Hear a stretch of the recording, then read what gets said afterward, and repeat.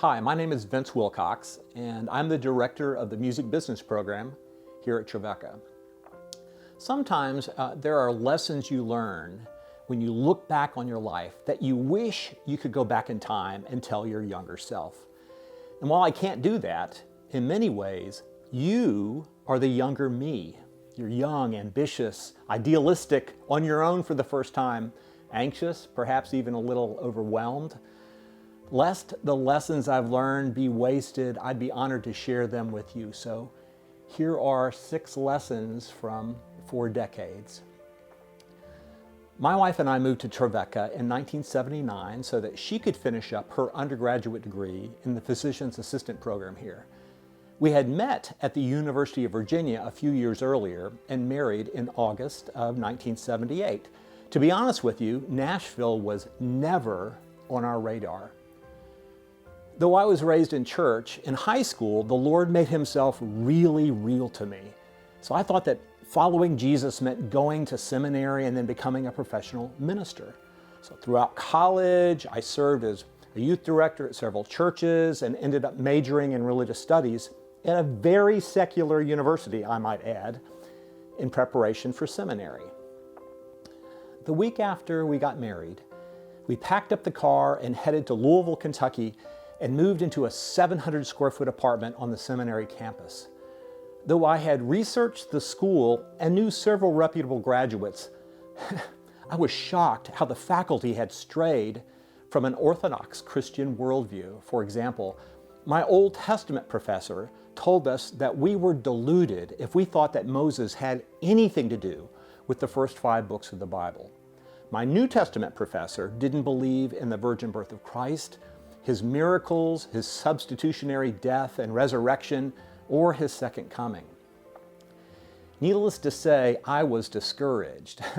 I really didn't want a second secular degree in religion. Rather, I wanted to change the world for Christ. I became so anxious that I broke out in hives. I thought we'd heard the Lord's voice clearly leading us here, but now that we were here, everything seemed wrong.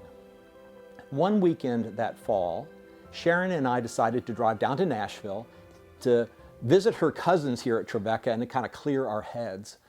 While we were here, she found out about the PA program that Trevecca had recently started. The next Sunday, we were back in Louisville visiting a small Nazarene church in town. When they got around to recognizing the guests, the visitors, as they do in small congregations, it turned out that the head of Trevecca's physician assistant program was there visiting his mother who attended the church. Now, I'm not much of a signs and wonders Christian, but this did seem to me more than a mere coincidence. We introduced ourselves after the service, and Dr. Earl Vassbinder asked Sharon to apply for the program. She was accepted. We moved to Nashville. She graduated, and she ended up scoring the highest on the national PA boards of any of Trevecca's graduates to date. Looking back, I can clearly see how providential this was. So here's lesson number 1. God's plan for you may take a much different route than the plan you have for yourself. So be open. While Sharon finished her degree, I was able to get my foot in the door at a record label. Although I had played guitar, written songs, and performed throughout high school and college, I never actually imagined making a living in music. But here we were in Music City, USA. I'd be crazy not to give it a try. So I went down to the office of the Gospel Music Association and bought a directory of music-related businesses and started going door to door trying to persuade them to hire me to do something, to do anything. I didn't have a music business degree, I didn't know anyone, and I didn't have any real experience. So it was definitely an uphill climb. After knocking on about 40 doors and filling out a dozen or so applications, I eventually got a job at the Benson Company, one of the 3 largest faith-based labels in the country. Well, actually, I got a job in the warehouse of the Benson Company, picking, packing, and shipping LPs, cassettes, 8-tracks, and sheet music to bookstores and record stores. By the way, that's the same Benson family after which the men's dorm here at Trevecca is named. I worked in that warehouse about 2 years, much to my parents' chagrin. They had wanted me to be a lawyer or a minister or a doctor, and I was working in the shipping department at minimum wage. But during that time, I literally learned the music business from the ground up. Because of my product knowledge and enthusiasm for our music, I was promoted to customer service, then to phone sales, and finally sent out into the field as a rep, calling on stores on the East Coast. During that time, Sharon and I moved back to Virginia, where I finished my master's degree in education, and returned to church work before being transferred back to Nashville with Benson to work in the marketing department. But a few months later, there was a corporate restructuring, and I had to go back on the road again as a sales rep. While this wasn't how I wanted to spend my days, it did give me the opportunity to work on my songwriting on the side for the next several years while I drove back and forth calling on accounts. Eventually, a few of the lyrics I had written were published and recorded. Around that same time, I was given more and more responsibility in sales and marketing at Benson. And about that time, I came off the road to help sell off hundreds of skids of unsold and returned music product that were being stored in warehouses all across Nashville. It was a dusty and unglamorous job, but it led me to being promoted to director of record marketing, then to vice president of record marketing, then to vice president of record and print marketing. I was far from perfect, and there were some things I could have managed a lot better, but I was blessed with some really good mentors along the way during those years. So here's lesson number 2.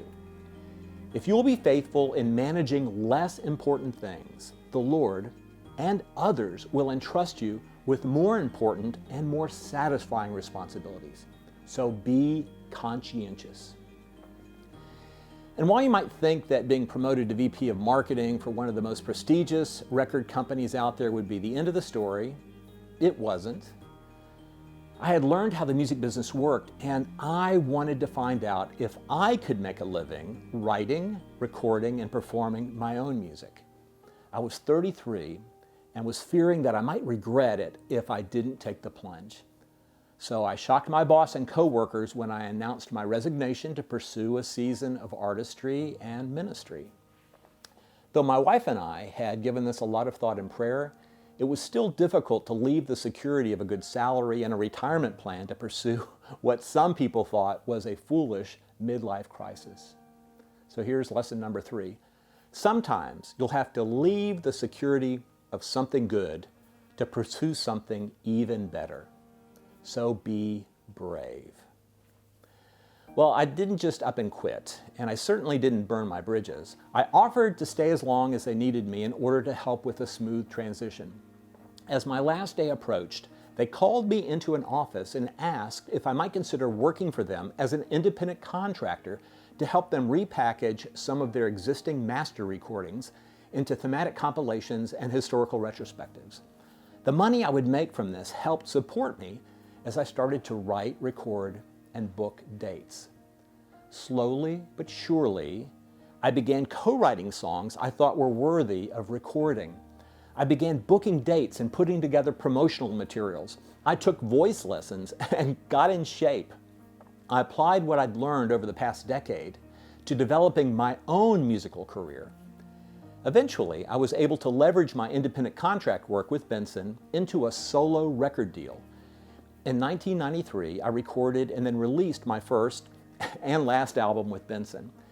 Even though 3 of the singles went to the top 5 on the Christian country radio charts, I was disappointed when the label decided not to extend an option for a second record. A few weeks later, though, the head of the sales department called me to say, "Hey Vince, I'm sorry things didn't work out, but there's a silver lining.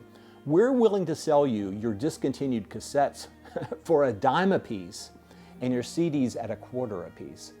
This was amazing.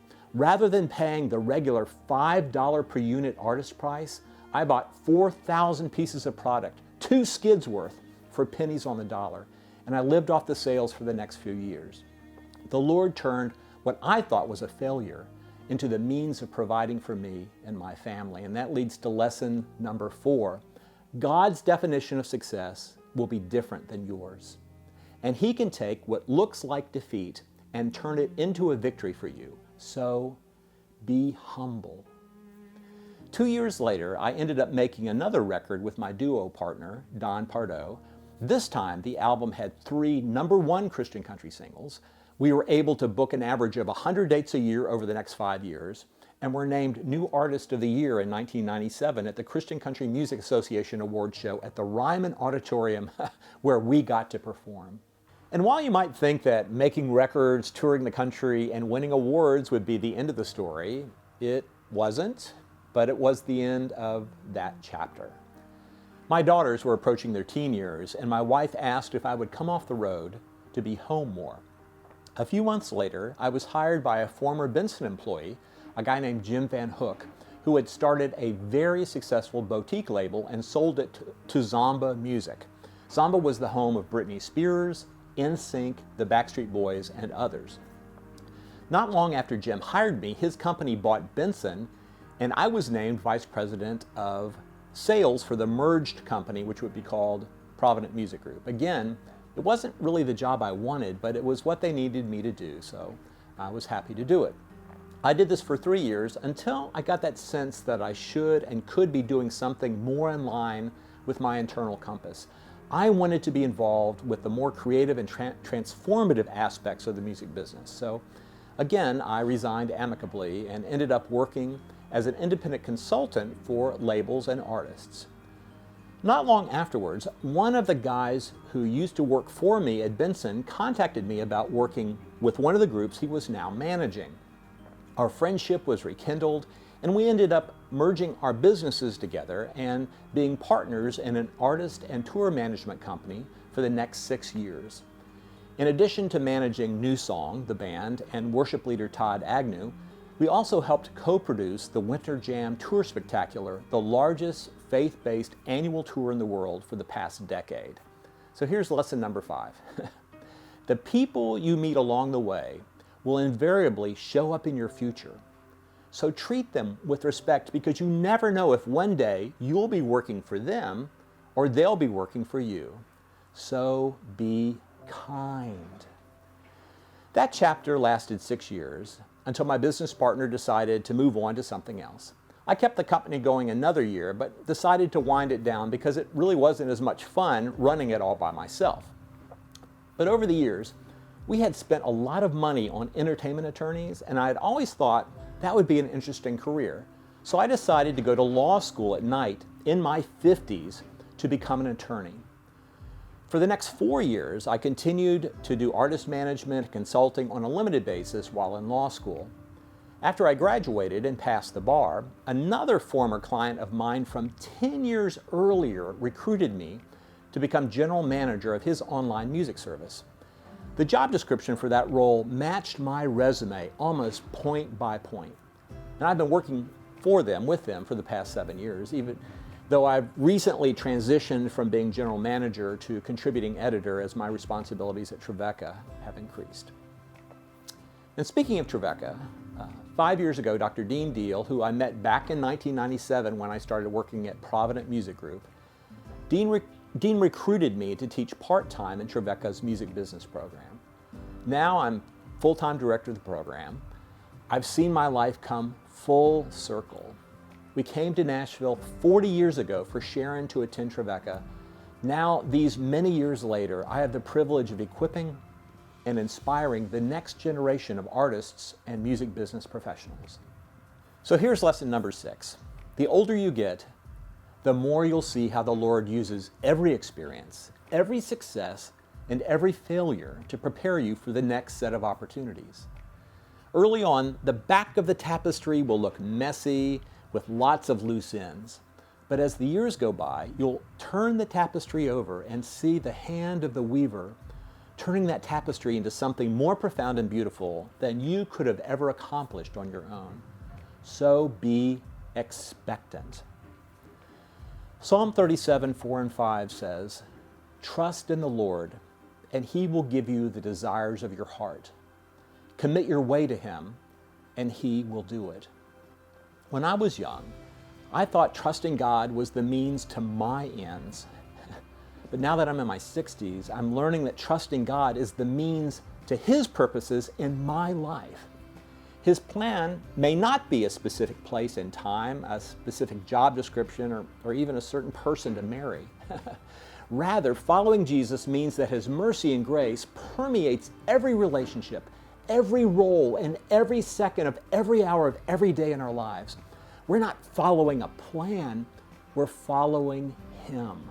So, be open, be conscientious, be brave, be humble, be kind, and be expectant.